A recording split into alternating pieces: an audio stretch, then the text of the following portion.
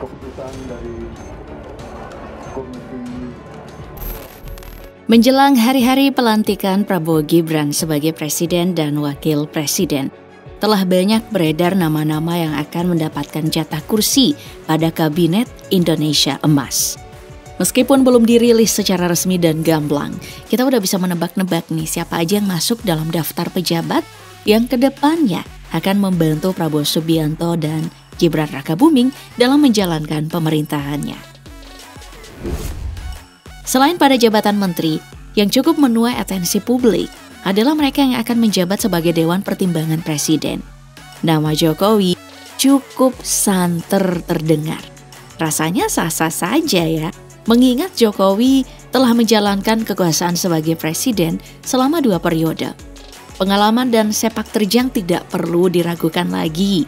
Oleh karenanya, tugas dalam melaksanakan fungsi nasihat dan pertimbangan yang terkait dengan pelaksanaan kekuasaan pemerintah negara bisa menjadi jabatan selanjutnya.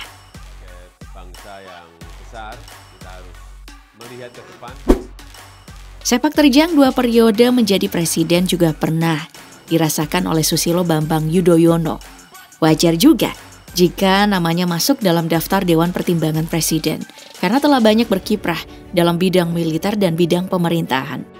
Selain jabatan presiden, dirinya juga pernah berkiprah sebagai mantan Menteri Koordinator sebanyak 2 kali dan sebagai mantan Menteri Pertambangan dan Energi di era pemerintahan Gus Dur. Track record militernya juga nggak usah disebutin lagi satu persatu. Bahkan nih, pernah menduduki jabatan Panglima Komando Daerah Militer II Sriwijaya ke-24. Negara beserta segala perangkat dan sumber dayanya yang dimiliki. Nah, tokoh yang akhir-akhir ini sering berseliweran adalah Yusril Iza Mahendra. Bagaimana tidak, dirinya menjadi tim kuasa hukum Presiden terpilih Prabowo Gibran dalam sidang sengketa Pilpres 2024. Ya, besar kemungkinan posisi tersebut dapat mengantarkan dirinya mendapatkan jabatan di kursi kementerian. Pakar hukum tata negara ini bahkan pernah menjadi ketua umum partai PBB selama 3 periode. 3 periode dalam ketua umum partai, lalu 3 kali pula dirinya menempati jabatan sebagai menteri dalam pemerintahan pada Kabinet Pemerintahan Indonesia, yaitu Menteri Hukum dan Perundang-undangan pada era Gus Dur dan Megawati di Kabinet Persatuan Nasional, lalu Menteri Hukum dan Hak Asasi Manusia pada era pemerintahan Megawati Hamzahas di Kabinet Gotong Royong. Nah, yang terakhir, sebagai Menteri Sekretaris Negara pada pemerintahan SBY Yusuf Kala di Kabinet Indonesia Bersatu. Boleh jadi untuk yang keempat kalinya kembali menduduki jabatan Menteri Hukum dan Hak Asasi Manusia. Segudang prestasi banyak ditorehkan oleh pria asal Belitung ini. Dirinya pernah bekerja di Sekretariat Negara sebagai penulis pidato Presiden Soeharto dan B.J. Habibie. Kemudian menjadi anggota DPR MPR RI. Tak hanya berkutat di dalam negeri, ia juga aktif dalam berbagai kegiatan di tingkat internasional seperti ASEAN, AALCO, dan Organisasi Kerjasama Islam. Bahkan, dirinya banyak melahirkan karya tulisan berupa buku mengenai hukum dan tata negara. Yang ujung-ujungnya adalah meminta supaya mohon. Airlangga Hartarto juga punya kesempatan besar untuk jatah kursi menteri. Diprediksi, dirinya akan kembali pada jabatan Menteri Koordinator Bidang Perekonomian. Kesetiaannya berada di barisan Prabowo Gibran dalam memenangkan pasangan tersebut tentu dinilai penuh oleh warganet. Patut jika namanya muncul dalam deretan calon menteri yang akan membantu kerja-kerja pemerintahan dari Prabowo Gibran setelah resmi dilantik nanti. Dirinya begitu lihai dalam bidang perekonomian. Sebut saja karirnya sebagai Presiden Direktur di PT Fajar Suryawisesa Tbk di Bekasi tahun 1987. Lalu, Presiden Komisaris PT Cipta Dana Sekuritas tahun 1994 dan Presiden Direktur di PT Bisma Narendra tahun 1994.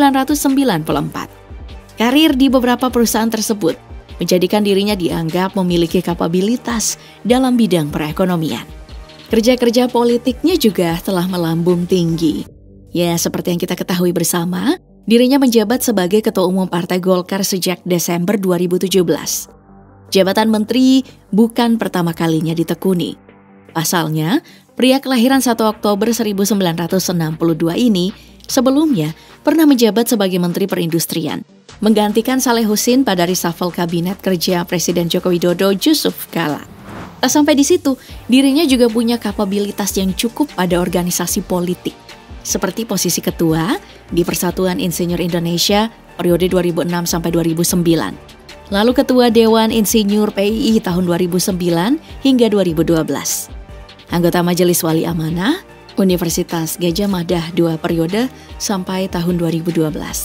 Kemudian anggota DPR RI Dapil Jawa Barat tahun 2004 sampai 2009. Dan pada tahun 2009 hingga 2014. Lalu Ketua Umum Asosiasi Emiten Indonesia selama 3 periode berturut-turut dari 2005 sampai 2008. Kemudian 2008 sampai 2011, dan 2011 sampai 2014. Dan sebagai Ketua Dewan Pertimbangan Bapera tahun 2020 sampai sekarang.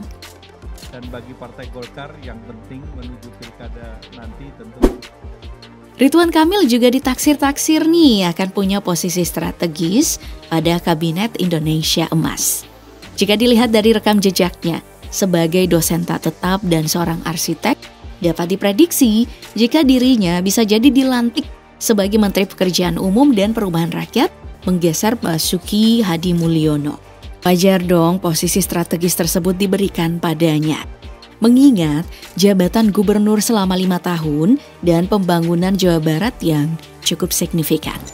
Infrastruktur Jawa Barat yang ikonik tentu atas inisiatif dari Ridwan Kamil. Ya, mengingat saat ini tengah dilangsungkan pembangunan Ibu Kota Nusantara. Cukup mudah bagi Ridwan Kamil dalam menuntaskan masalah-masalah pembangunan yang akan terjadi jika dirinya terpilih menempati posisi Menteri Pekerjaan Umum dan Perumahan Rakyat. Eits, tak hanya jadi Menteri PUPR yang ditaksir, bisa jadi dirinya terjun dalam Kementerian Pariwisata dan Ekonomi Kreatif. Iya, secara dirinya aktif berinteraksi di media sosial, hingga namanya dikenal dekat dengan anak-anak muda yang menjadi kalangan mayoritas di sektor ekonomi kreatif.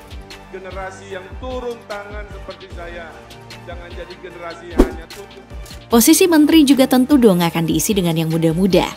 Agus Harimurti Yudhoyono, Ketua Umum Partai Demokrat ini, digadang-gadang akan ikut dalam posisi menteri membantu Prabowo dalam menjalankan tugas kenegaraan. Nah, meskipun begitu, dirinya telah dilantik pada Februari kemarin sebagai Menteri Agraria dan Tata Ruang Badan Pertahanan Nasional.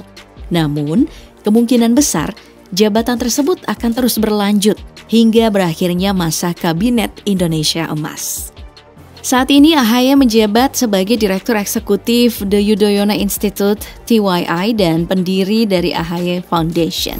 Sebelumnya, ia berkarir sebagai militer profesional di Tentara Nasional Indonesia Angkatan Darat selama 16 tahun. Dari sana, ia berhasil menorehkan prestasi.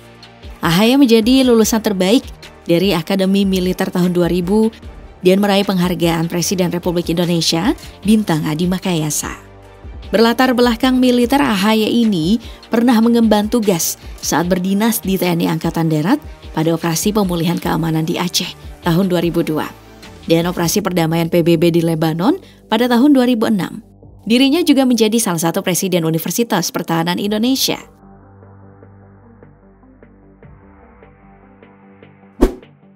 Beda halnya dengan AHY yang berlatar belakang militer, namun terpilih dengan posisi yang cukup jauh dari bidangnya. Dudung Abdurrahman disebut-sebut akan menggantikan Prabowo Subianto sebagai Menteri Pertahanan. Dirinya dinilai cukup kompeten dalam posisi tersebut, terlebih dirinya baru pensiun beberapa bulan lalu. Meskipun tergolong masih muda, sepak terjangnya dalam bidang militer gak usah diragukan. Mantan Pangkostrat ini sempat menjabat sebagai Komisaris Utama PT Pindad yang merupakan badan usaha milik negara yang bergerak pada pembuatan alutsista kebanggaan Indonesia. Saya tegak lurus pada Bapak Presiden, loyalitas tegak lurus pada Bapak Presiden. Ya. Tim pemenangan Prabowo Gibran juga nggak akan ketinggalan dalam jatah kursi menteri ini. Sebut saja Rosan Ruslani. Pengorbanannya tak main-main.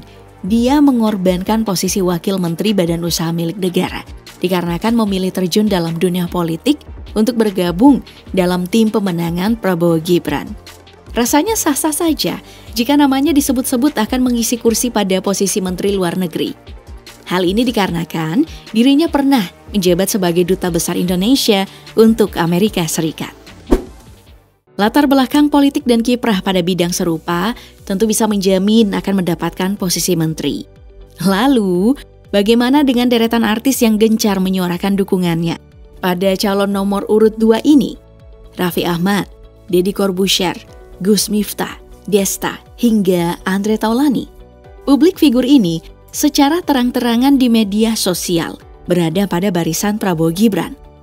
Pun, jika benar bisa memanfaatkan kesempatan tersebut, posisi yang cocok bagi mereka adalah dunia ekonomi kreatif yang mana dinaungi oleh Kementerian Pariwisata dan Ekonomi Kreatif.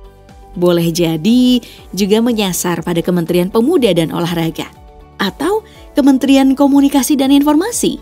Sisanya, kompetensi mereka di bidang tersebut menjadi urusan Prabowo sebagai presiden terpilih dan wakilnya Gibran Rakabuming.